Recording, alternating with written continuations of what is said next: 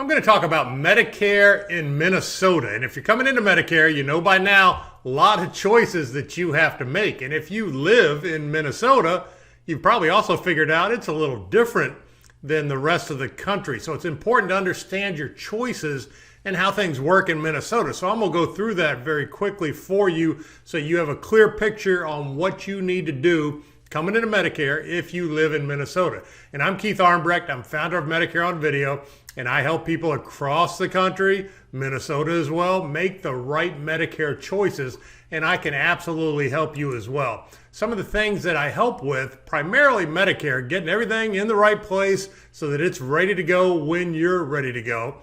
And also things like rolling over a 401k. A lot of people, when they're turning 65 or retiring, have a large retirement account that they need to figure out what to do with. So I can help with that as well. And we make it simple and easy and safe. And that's obviously the primary goal, is to keep everything safe. So what we're going to talk about right now is Medigap in Minnesota and why it's different and how it's different. When you have Medicare plans, if you've watched any of my other videos, they're standardized across the country. You have Plan F, you have Plan G, you have Plan N, and they're all exactly the same regardless which state you live in.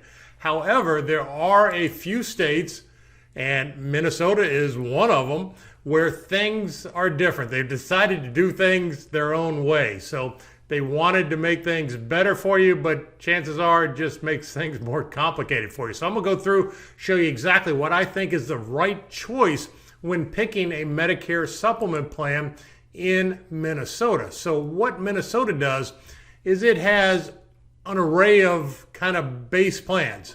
And when you look at this choice here, you don't really need these. You're really going to be looking just at either the basic plan or the extended basic plan. And again, I have no idea why they want to do it their own way. So much easier just to have Plan G or Plan N. But we're going to go through the basic and the extended basic and show you where you need to understand the differences. So on the basic plan, you can see here, this is what it includes. And Minnesota is similar to Wisconsin, where you have a bunch of riders. So you have to pick kind of your base plan and then add your riders on top of it to make sure you get exactly what you want. It's really not that complicated, but I've seen people mess it up. You don't want to mess it up. You want to make sure you get the right plan with the right riders, because this is kind of the one chance you have to do it correctly. So when you go through the different riders, you have the rider that covers the Part A deductible, the Part B deductible, usual and customary fees, non-medical preventative care, so forth and so on. We don't need to know all this stuff. We just want to have a plan that's, when we go to the doctor, it's going to cover what we want it to cover. So you see a little asterisk by Part B deductible. You could only select a rider that covers the Part B deductible if you turn 65 before January 1, 2020. If you turn 65 after January 1, 2020, then you cannot cover the Part B deductible. It's only right now $203 for the year, so it's not a big deal, but that's one of the changes that came around not long ago. So when we put the basic plan next to the extended basic plan, and I can tell you, in my experience dealing with most people in Minnesota, it's better from a cost standpoint to go with the basic plan and add your riders to it than go with the extended basic plan that already has the riders kind of jammed into it. And it just, from a cost effectiveness, seems to come out cheaper doing it ourselves. So that's generally what we want to do. But when you look at both of them, you can see the difference. You know, and again, that Part B annual deductible only if you're 65 before January 1, 2020, or it's not covered on either one of them.